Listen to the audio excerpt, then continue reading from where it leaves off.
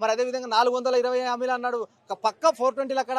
ఇవాళ చంద్రబాబుకు శిశువుగా ఉండి చంద్రబాబుకు గుంటనకగా ప్రవర్తిస్తూ ఈ రాష్ట్రంలో నీళ్లను కొల్లగొట్టుకోవే పరిస్థితి ఉన్నది. ఇవాళ పాలమూరు రంగారెడ్డి ఎత్తిపోతల పథకము కేసీఆర్ గారి ప్రభుత్వంలో 90% పూర్తయింది. మరి 10% పనులు చేసి నీళ్ళు వేయలేని దద్దమ్మ ఈ రేవంత్ రెడ్డి.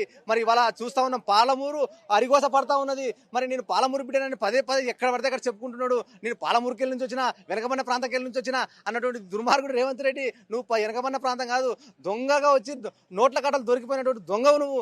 మరి ఇవాళ ఈ పాలమూరు కూడా ఏం చేసింది లేదు, ఇంతవరకు 2 ఏళ్ళ శూన్యం. ఇవాళ ఏ పరిశ్రమ కూడా ఈ పాలమూరుకు తీసుకురాలేదు.